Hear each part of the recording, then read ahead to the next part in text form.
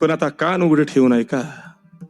माझ्या धर्मवीर शंभूराजांनी वयाच्या 14व्या वर्षी अस्सल संस्कृत मध्ये बुधभूषण नावाचा ग्रंथ लिहिला. वयाच्या 14व्या वर्षी शंभूराजे संस्कृताचे पंडित होते. 16 भाषा अवगत होत्या. अरे 300 वर्षापूर्वी माझा शंभूराजा इंग्रजांच्या अधिकाऱ्याबरोबर फाड फाड इंग्रजीमध्ये बोलत होता. हो, ब्रिज भाषा मुखोद्गत होती, कानडी भाषा मुखोद्गत होती. टीका करणाऱ्यांना मला हे सांगायचंय,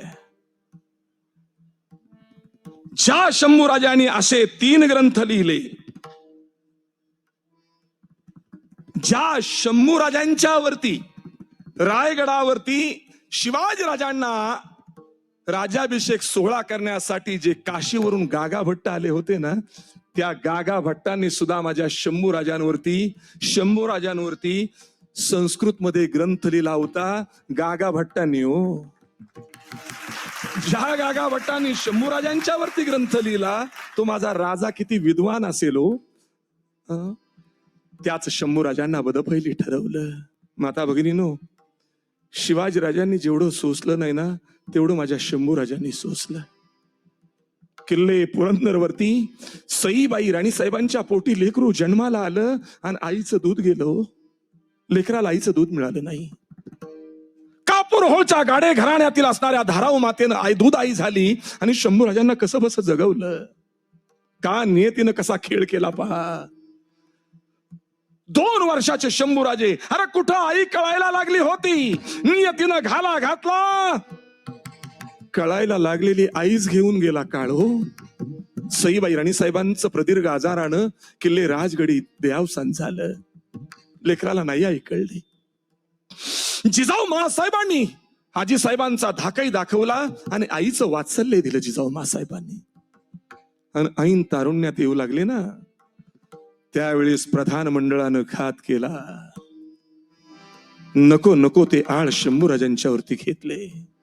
शंभूराजांना बदपैली ठरवलं. का केलं सांगू का? बाप सवाय बेटा होता.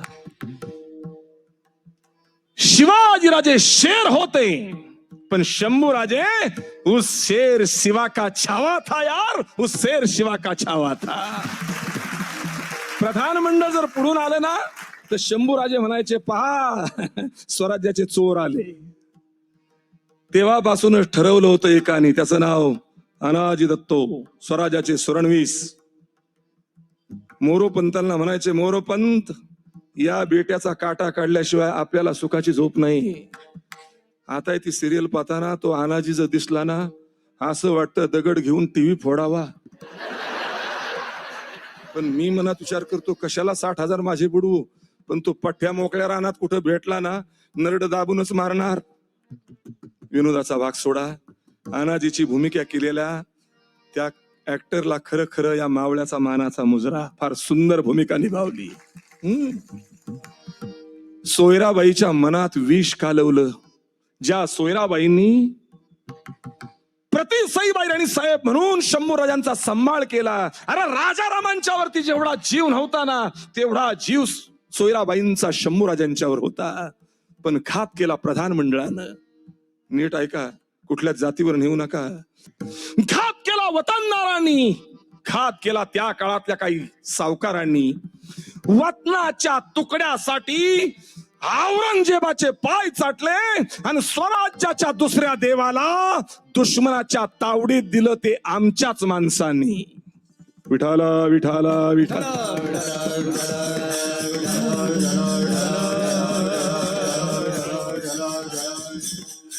पण क्षमा मागून बोलू. पकडून दिलं गणोजी शिर्केनं आणि दुसरा होता तो म्हसवडचा नागोजी माने. आता इथं सुद्धा कुणी जर त्या आडनावाचे असेल तर क्षमा मागून बोलतो. गणोजी शिर्के एक वाईट होता, म्हणून ज्या पिलाजीराव शिर्केंच्या पोटी महाराणी येसुबाई राणी साहेब जन्माला आल्या ना, ते पिलाजीराव शिर्के आम्ही विसरू शकत नाही. लक्षात ठेवा, नाही विसरू शकत. शंभूराजांच्या देहावसानंतर, शंभूराजांच्या बलिदानानंतर येसुबाई राणी साहेबांनी राजारामांना गादीवरती बसवलं, हे स्वराज्य हाकलं. अरे त्या औरंग्याला पळती भुई थोडी केली. धनाजी संताजीनी त्याच्या शामियानाचा सुवर्णकळ छाटून आणला आणि याच महाराष्ट्रामध्ये आमच्या मावळ्यांनी अशी क्रांती केली, त्याच्या सैन्याला जर्जर केलं आणि शेवटी तोच औरंगजेब आमच्या मावळ्यांनी याच महाराष्ट्राच्या मातीत गाडला, पण शिवाजीराजांचं स्वराज्य मिळू दिलं नाही. पण नीट ऐका, का मराठ्याच्या लेकीची क्रांती जन तन धन सांगतोय मी. दगा फटका करून औरंगजेबानं येसुबाई राणी साहेबांना पकडलं. माता भगिनीनो, 29 वर्ष यातना दिल्या माझ्या येसुबाई राणी साहेबांना, पण माझ्या येसुबाई राणी साहेबांनी जे शंभूराजांनी केलं तेच केलं. आपली जात बदलली नाही, जात बदलली नाही. आणि त्यांचे पुत्र शाहू महाराजांनी 29 वर्षांनी आपल्या आईला दुश्मनाच्या तावडीतून सोडवलं, दुश्मनाच्या तावडीतून सोडवलं. ते शंभूराजे घात केला आमच्या मंडळींनी. संगमेश्वराला शेवटची बैठक चालू होती, न्यायनिवाडे चालू होते. 1.25 लाख 1.5 लाखाचं सैन्य जमाजमा झालेलं होतं. शेवटचं निकालीचं युद्ध होतं. औरंगजेबासमोर जंग छेडायची होती आणि त्या औरंगजेबाला या महाराष्ट्रातून पळवून लावायचा होता, ठरलं होतं. न्यायनिवाडे चालू होते. येसुबाईंना पालखीतून बसून चिपळूणला परशुरामांच्या पवित्र क्षेत्री विसावा घ्यायला सांगितलं होतं. तुम्ही पुढे चला राणी सरकार, दुपारच्या न्याहारीला आम्ही चिपळूणला येतो. तेवढ्यात शेवटचा साताऱ्याच्या यादव बंधूंचा न्यायनिवाडा चालू आहे. तेवढ्यात एक गुप्तेर धावत आला, शंभूराजांच्या कानी लागला. राजा वंगाळ झालं. काय झालं? दुश्मन येऊन धडकला. राजा उठा. लगबगीने राजे उठले, घोड्यावर मान ठोकली, कविकेला शोटले. धनाजी संताजी सावध झाले. तेवढ्यात वाड्याला वेढा पडला. वाड्याच्या समोर धुमचक्री झाली, सपासप तलवारी चालल्या. दुश्मनांचे मुर्दे वाड्याच्या बाहेर पडले होते, रक्ताचे पाट वाहत होते. तेवढ्यात शंभूराजांचा एक वर्मी घाव मुकर्रब खानाच्या बाहूवर बसला. तो खाली घोड्यावरून पडला. त्याच्या सैन्याने त्याला उचललं, पळवून घोड्यावर बांधला आणि टाकला आणि घेऊन गेले. मुकर्रब खान वाचला. शंभूराजांनी ठरवलं जीविताला धोका आहे, कारण मोजकच सैन्य जवळ होतं. शंभूराजांनी धनाजी संताजीला सांगितलं, धनाजी संताजी, मुबलक मावळे बरोबर घ्या आणि येसुबाई राणी साहेबांना गाठा, त्यांच्या जीविताला धोका आहे. राजा तुमचं काय? आम्ही कुठल्याही मार्गाने रायगडी पोचतो, तुम्ही निघावं. धनाजी संताजी शंभूराजांचे पाय धरून ढळढसा रडले. राज, मेलो तरी चालल, पण तुमची साथ सोडणार नाही. राज, धनाजी संताजी, आता विचार करण्याची वेळ नाही. माझी आज्ञा आहे, तुम्हाला टाकोटाक निघा. राणी सरकारांचे प्राण संकटात आहेत. धनाजी संताजीच्या मनात नसताना सुद्धा राजांना सोडून धनाजी संताजी गेले. राजांनी आपलं घोडं कवी कलशांना घेऊन नदीच्या काठानं जाळी जुळीतून काट्यातून राजे सरदेसाईंच्या वाड्याजवळ गेले. बांबूच्या बेटात घोडी लपवून ठेवली आणि राजे वाड्यात प्रवेश ते झाले. आता नीट ऐका. स्वराज्यात माणसं गद्दार ठरली, पण स्वराज्यात प्राणी सुद्धा कामी आले. लक्षात घ्या. शंभूराजांचा घोडा त्या बेटात निवांत उसावला होता. झुळझुळ पाणी वाहत होतं ना, नदीचं पाणी वाहत आहे. ते निळशार पाणी पाहिलं, त्या घोड्याला वाटलं मालक सुखरूप पोचला ना, आता मालकाचे जीव वाचले म्हणून पाणी प्यावा असं घोड्याला वाटलं आणि ते घोडं हळवारपणे पाण्याजवळ गेलं. शंभूराजांच्या घोड्याच्या चारी पायामध्ये सोन्याची तोडी होती, गळ्यात सोन्याचा गोप होता हो घोड्याच्या. आणि ते मुका प्राणी ज्या वेळेस पाण्यामध्ये तोंड घातलं, पाण्याचा घोड घेणार, तेवढ्यात घोड्याने काय पाहिलं?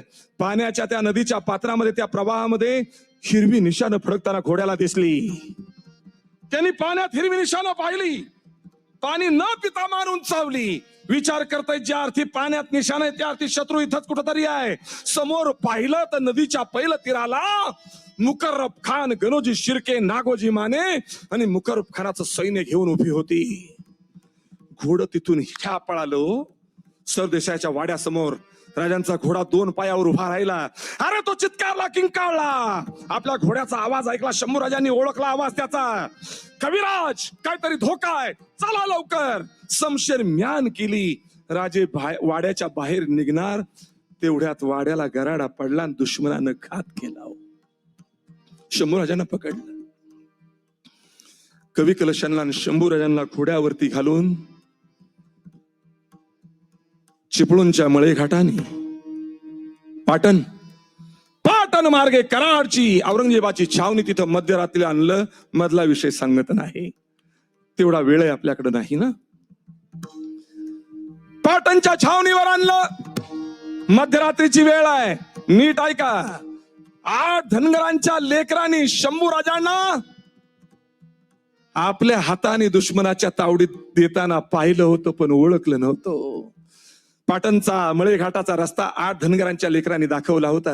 गंमत अशी झाली, एकाचं नाव इल्या पिऱ्या सत्या, अशी 7, 12, 13, 14 वर्षाची पोरं.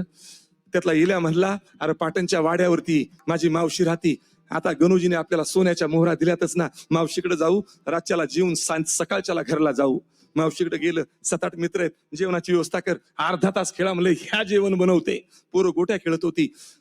त्याच गावाच्या वाड्यावरती चौकात पारावरती म्हातारी माणसं हंबरडा फोडून रडत होती. इल्या नावाचं पोरग जवळ गेलं, बाबा का रडतासा?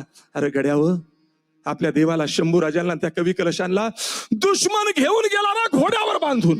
काय बोलता बाबा? त्या पोराच्या कानात उकळतं तेल ओतल्यासारखं झालं. मित्रांजवळ गेलं, मित्रांना बोललो, गड्याओ, ते कुणी व्यापारी सौदागर नव्हते हो, अरे ते आपले शंभूराजे होते. काय म्हणतो इल्या? खंडोबाची शपथ घेऊन सांगतो. पोरं शंभूराजांची आठवण काढून मातीवर गडबडा लोळत होती, तोंडात मातीचा तोबरा भरत होती, शंभूराजे म्हणून हंबरडा फोडत होती. रडून रडून जमीन ओली झाली हो तिथली. लेकरं उठली. इल्या म्हणतो, गड्यावर रडून काय चालत? ज्या हाताने आपल्या राजाला दुश्मनाच्या तावडीत दिलं ना, त्याच हाताने आपला राजा मोकळा करायचा. हातात हात घेतले. धनगरांच्या पोरांनी एकच विचार केला, जायचं, आपल्या देवाला सोडवायचं. आणि गर्जना केली 7-8 धनगरांच्या पोरांनी, येळकोट येळकोट, हे भिगरी सारखी पळा सुटली. मध्यरातल्या कराडची छावणी गाठली. हातमध्ये घुसण्याचा प्रयत्न आहे. एका रक्षकाने अडवलं, कहा जा रहे हो? गणूजी राजेसने भेटायचंय. सुबह आओ, चले जाओ, लय महत्वाचं काम आहे. बाचाबाच चालली होती, कुणी सरदार चालला होता, त्यांनी पाहिलं. क्यों चिल्ला रहे हो? हे लड़के अंदर आना चाहते हैं. त्यांनी पाहिलं, पोरं ओळखली, अरे हमारे छोकरे, आने दो अंदर. अरे इतने रात को क्यों आए? सरदार बोलतो. गणूजी जवळ महत्वाचं काम आहे. कुठे आहेत गणूजी? सामने मशाले जल रहे ना, गणूजी वहां सोए. पोरं दबक्या पावलानं त्या शाम्यान्यापर्यंत पोहोचली. मशाली जळत होत्या, बाजूनी मशालदार उभे होते. खरडत खरडत मशालदारांच्या पायाजवळ पोरं पोचली. मशालदारांच्या मशाली हिसकल्या, त्यांच्या दाढ्या पेटवल्या, मोठमोठ्यानी बोंबलत पळाली. ती हातामध्ये मशाली घेतल्या, मोठ्याने ओरडू लागली, गण्या शिरक्या बाहेर ये, तुझी खांडोळी खांडोळी करतो. मशाली फेकल्या, तंबू धडधडा पेटला, पण प्रयत्न निष्फळ झाला. पोरं पकडली गेली हो. रात्रभर मार मार मारली, सुजवली पोरं. सकाळी मुकर्रब खानाच्या समोर उभी केली. तोंड सुजलेली, हातपाय सुजलेले, माना खाली पडलेल्या होत्या. मुकर्रब खानाने पाहिलं, यही छोकरे हैं जिन्होंने मळे घाट का रास्ता दिखाया. एका सरदाराने मान वकून सांगितलं, जी हा, छोड़ दो यार, जंगल के पंछी है, जंगल में ही जाएंगे. पोरं मोकळी केली. माना खाली घालून परत पोरं चालली. 100-200 फूट पुढे गेल्यानंतर इल्या पिऱ्याला बोलतो, गड्या, अरे आपला देव मरणाच्या दारात, कुठल्या तोंडानं आपल्या आईबापाच्या समोर उभं राहायचं? काय वरती राजा म्हणत असतील गड्यावो, मग जगायचं तरी कशाला रे? राजा मरणाच्या दारात असेल तर काय करायचं? इल्या काय करायचं काय विचारतो. या मुकर्रब खानाच्या नरडीचा घोड घेऊ, गणेश शिर्केच्या नरडीचा घोड घेऊ. पोरं पाठीमागे फिरली, हातात हात घेतले. परत पोरांनी गर्जना केली, बिरुबाच्या नावानं. अरे वानरासारखी पोरं पळत सुटली. अशा उड्या मारल्याने नरडीचा घोड घेणार, सपासप समशेरी चालल्या आणि थडा वेगळी शिर झाली हो लेकरांची. त्या शंभूराजांना बहादूरगडावरती आणलं. मी यासाठी मुद्दा मांडतोय, जन तन धन केले तृणाई समान. शंभूराजांना बहादूरगडावरती आणलं. 42 दिवस यातना दिल्या तरी माझ्या राजाने जात बदलली नाही. शेवटी औरंग्याने विचार केला, इसका पर संबा को अभी मार डालेंगे. तुळापूरच्या घाटावरती आणलं. श्री क्षेत्र तुळापूर. किती जणांना माहिती जर हातवर करावं? 50%. महाबळेश्वर किती जणांना म्हणलं तर अगदी 100% हातवर होतील. क्षमा मागून बोलू, स्वतःला जर हिंदू म्हणून घेत असाल ना, तर आपले दैवतांची तीर्थक्षेत्र आणि आपल्या शूरवीरांची तीर्थक्षेत्र हिंदूंना माहितीच पाहिजेत.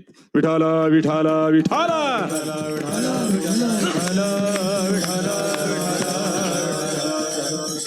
तुळापूरच्या घाटावर मृत्युंजय अमावस्येच्या सायंकाळी शंभूराजांना आणलं होतं. 4 लाख सैन्य बरोबर होतं. तुळापूरच्या परिसरातली 25 मैलावरची गावं मोकळी केली होती. गावातली जनावरं सोडलेली होती. स्मशान झाली होती गावांची. आणि गावातली तरणी बाण मुलं औरंगजेबानं आपल्या सैन्याला सांगून, सरदारांना सांगून ठोकून ठोकून सुजवली होती का, ये मरहट्टे कभी भी हमला कर सकते हैं. त्याला भय होतं. शंभूराजांना लाकडाच्या असणाऱ्या एका खांबाला बांधलं होतं. डाव्या बाजूला कवी कलश होते. आता नीट ऐका. शेवटची विचारणा करण्यासाठी दिल्लीच्या तख्ताचा पातशाह औरंगजेब शंभूराजांच्या समोर आला आणि शंभूराजांना हात जोडले. ऐ संभा, 40 दिन गुजर गए, तू धर्म नहीं बदलता. किस मिट्टी का बना है तू? बताओ तेरे अब्बाजान का खजाना का है. शंभूराजे त्याची ती केविलवाणी अवस्था पाहून, मृत्यूच्या दारात असताना सुद्धा, साखळदंडानं जखडलेला असताना सुद्धा चेहऱ्यावरती ते स्मित हास्य होतं. शंभूराजे बोलतात, औरंगजेब साहेब, या संभाजीनं आपल्या जिंदगीत खूप भिकारी पाहिले. काय म्हणाले? या संभाजीनं जिंदगीत खूप भिकारी पाहिले, पण तुझ्यासारखा दरिद्री भिकारी मी कुठंच पाहिला नाही.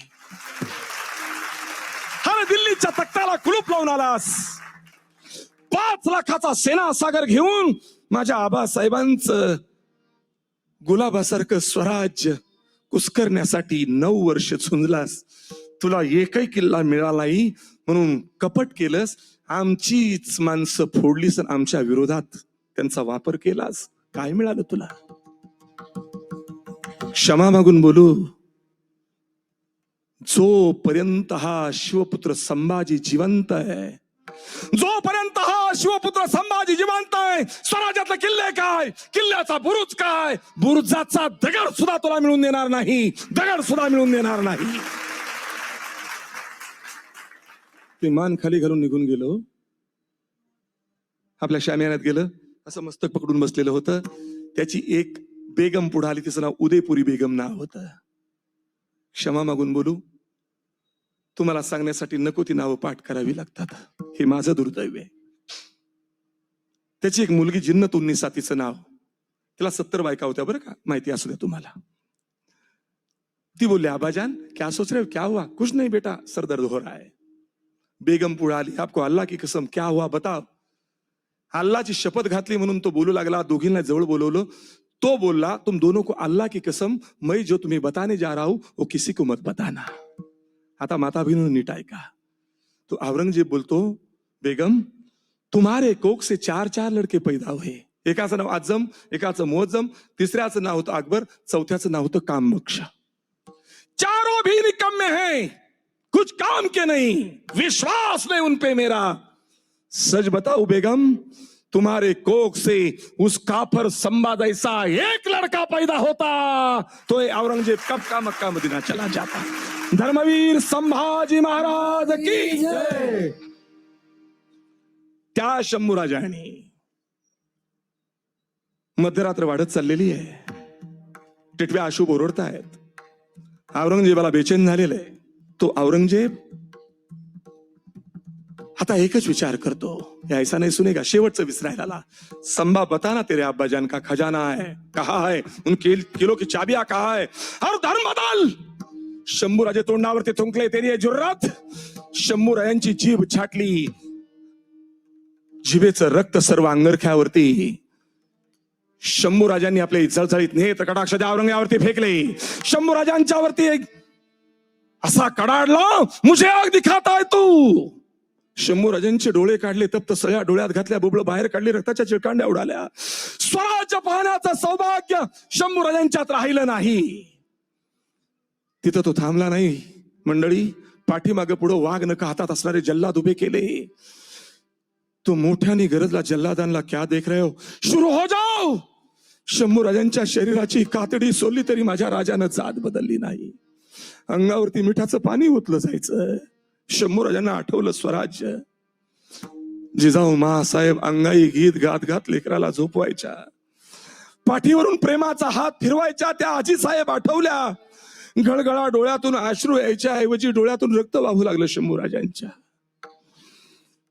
तो तिथं थांबला नाही. शंभू राजांचे हात तोडले, शंभू राजांचे पाय तोडले तरी राजांनी जात बदलली नाही. अरे एका कुऱ्हाडीच्या घावा शंभू राजांचा शिरच्छेद केला, पण माझ्या राजाने जात बदलली नाही. नाही जात बदलली. देश धर्म पर मिटने वाला शेर शिवा का छावा था.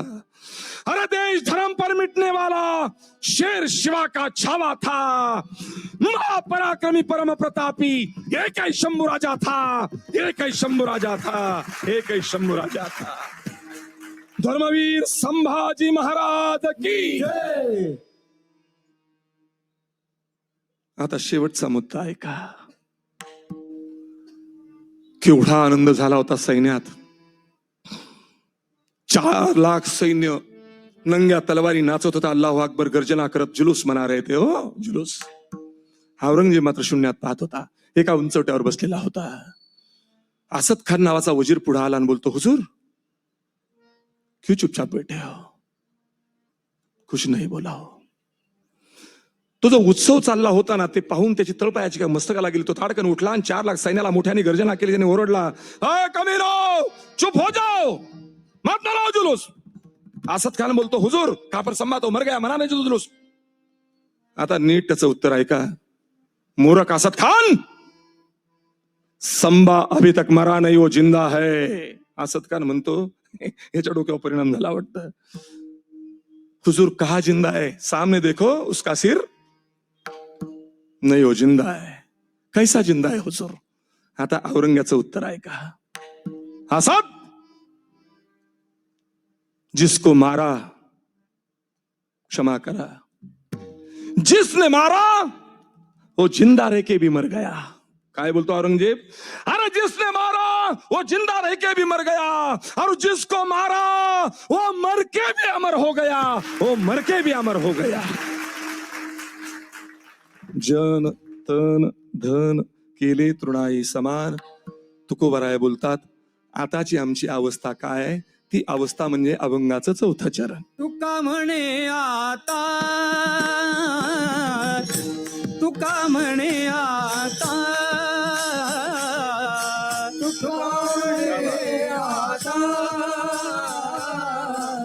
तुका म्हणे आता. आम्ही मुक्तीची माता, आम्ही मुक्तीची माता. लाथाळीला संसार, लाथाळीला संसार.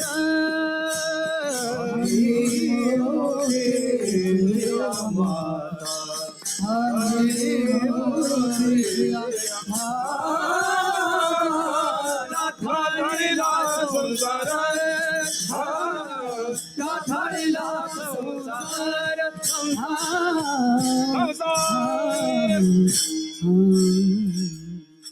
अभंगाच्या शेवटच्या चरणात माझे जगद्गुरु तुकोबराय बोलून जातात, एवढं सोसून, एवढं सहन करून. आज जर आमची अवस्था आम्हाला विचाराल, तुका म्हणे आता, आम्ही मुक्तीची माथा. लाथाळीला संसार केला षडूर्मीचा मार. आता या क्षणाची अवस्था, देवाचं नामचिंतन केलं, सात्विक जीवन जगलो, कोणाही जीवाचा न घडो मत्सर हा कायदा पाळला. कधी कोणाचं वाईट चिंतलं नाही, वाईट पाहिलं नाही, वाईट बोललो नाही. फक्त मुखानं बोललो असेल ते पांडुरंग परमात्म्याचं भजन. पहा ना तुम्ही, एक स्त्री बोलून गेली होती ना, महाराज भंडाऱ्या डोंगरावरची कथा आहे ती. माझ्या पोटात जे अर्भक वाटतंय ना ते तुमचं आहे म्हणले. आळ घेतल्या ना तुकोबारांच्यावरती. काय वैराग्य आहे हो. पांडुरंग पांडुरंग. माझ्या पांडुरंगाची जर तीच इच्छा असेल तर तुझ्या उदरात वाढणारं अर्भक माझंही असू शकतं. पळून गेली हो. आली होती ना एक स्त्री, माझी इच्छा आहे तुमच्याबरोबर विवाह करावा. तुकोबाराय बोलले, माझ्यासारखे तुकाराम बाजारात किलो किलोने मिळतील. म्हणले तिकडे जा, इथं निष्फळ प्रयत्न करू नको. प्रमाण आहे, जाई हो तू माते न करी साया, जाई हो तू माते न करी साया, तू माते न करी साया, जाई हो तू माते न करी साया. विष्णुनाथ दर्शन विष्णुनाथ दर्शन विष्णुनाथ दर्शन. काय विचार आहे तो. त्याच्यातून मला तोही विषय आठवला. शिकागोच्या धर्म परिषदेमध्ये स्वामी विवेकानंदानं साथ घातली होती माझ्या बंधू आणि भगिनींनो. विवेकानंदावरती प्रेम करणारी लाखो लोक, करोडो लोक होती हो. परदेशी एक तरुणी होती ना, तिचं खूप प्रेम जडलं होतं विवेकानंदांच्या त्या दिसण्यावरती सुद्धा आणि वक्तृत्वावरती सुद्धा. ती सहज बोलून गेली होती ना, म्हणले स्वामीजी मैं आपसे शादी करना चाहती हूं. ब्रह्मचारी होते ना ते. विवेकानंद जे बोलून जातात, कशासाठी, मी ब्रह्मचारी आहे, हसाल तरी पण माझी इच्छा आहे की तुमच्याबरोबर लग्न करायचं. हसत हसत बोलले. का, कारण काय त्याचं कारण एकच आहे. म्हणले मला तुमच्यापासून एक सुंदर तुमच्यासारखा सत्वशील मुलगा जन्माला होईल माझ्या पोटी. हसले आणि ते बोलले ठीक आहे, मी लग्न केलं तर मुलगा कशाहूनच होईल तो. बरं झाला तो माझ्यासारखा सत्वशील होईलच का.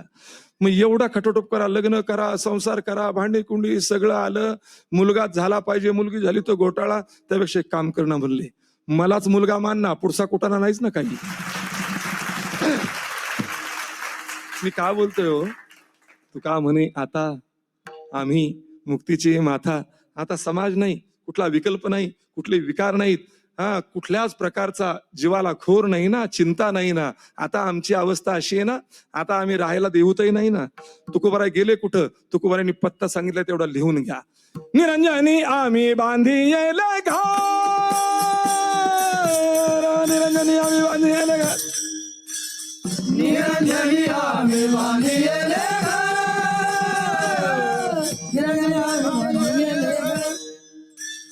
निरंजनी आम्ही बांधी येले घर, निरंजनी आम्ही बांधी येले घर, निरंजनी आम्ही बांधी येले घर, निरंजनी आम्ही बांधी येले घर. निराकार निरंतर राहिलो से, निराकार निरंतर राहिलो से, निराभासी पूर्ण झालो समरा, पूर्ण झालो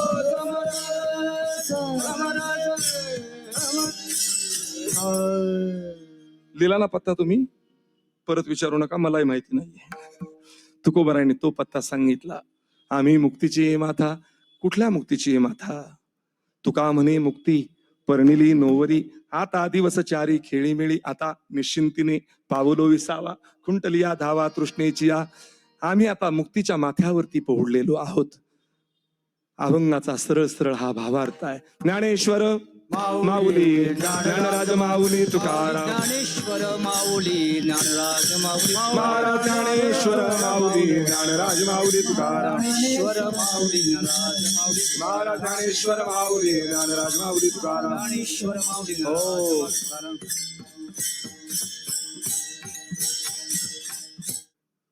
जीवन जगत असता तरुणानो, माळा घाला अथवा नका घालू, वारकरी संप्रदाय आग्रह कुणालाच करत नाही. पण छत्रपती शिवाजीराजांचं चरित्र अवश्य वाचा. माता भगिनींनो, नको ते पाहण्यापेक्षा जिजाऊ मासाहेब वाचा, झाशीची राणी वाचा, तरुणांनी धर्मवीर शंभूराजे नीट वाचा. जगण्याचा अर्थ कळेल. शिवाजीराजांचं स्वरूप आत्मसात करा. शिवरायांचे आठवावे रूप, शिवरायांचे आठवावे रूप, शिवरायांचे आठवावे रूप, शिवरायांचे आठवावे रूप, शिवरायांचा आठवावा प्रताप. जय हो. शिवरायांचा आठवावा संक्षेप भूमंडळ, शिवरायांचे आठवावे हो.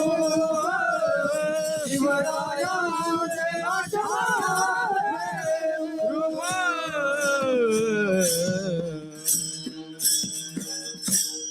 मी आता शेवटी तुम्हाला थोडा त्रास देणार आहे बरं का. परत एकदा साऱ्यांनी हात वरती करा. हा म्हणजे आळस जाईल. करा हात वर. क्षत्रिय कुलावतंस सिंहासनाधीश्वर राजाधिराज महाराज श्रीमंत श्री छत्रपती शिवाजी महाराज की जय. धर्मवीर संभाजी महाराज की हर हर तुकाराम तुकाराम तुकाराम तुकाराम तुकाराम तुकाराम तुकाराम हाय तुकाराम तुकाराम तुकाराम तुकाराम तुकाराम तुकाराम तुकाराम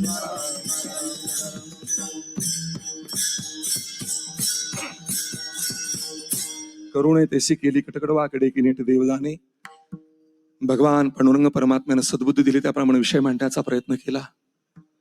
चिंतनाच्या ओघामध्ये शिवचरित्र सांगत असताना काही अपशब्द वाटला असेल, थोडस जातीवाचक वाटलं असेल, नाही कुणाच्या जातीवर बोललो. आणि शिवचरित्र कुणाच्या जातीवरती नाहीच आहे, जातीपातीच्या पलीकडे आहे. तर क्षमा मागतो आणि माझ्या कीर्तनाला पूर्ण विराम. विठ्ठल जय जय विठ्ठल जय विठ्ठल जय जय विठ्ठल जय विठ्ठल जय जय विठ्ठल विठ्ठल जय जय विठ्ठल जय विठ्ठल.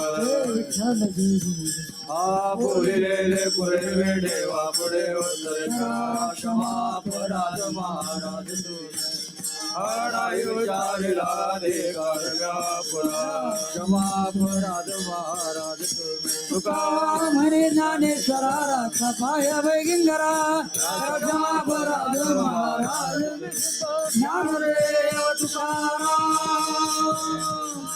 ज्ञानदेव तुकाराम तुकाराम तुकाराम तुकाराम तुकाराम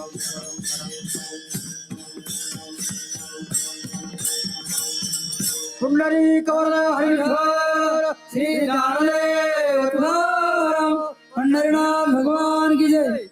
माऊली ज्ञानेश्वर महाराज की जय. जगद्गुरु तुकाराम महाराज की जय. छत्रपती शिवाजी महाराज की जय. पाहिलत ना, तुकोबा रायांच्या एका सुंदर अभंगाचं निरूपण महाराजांनी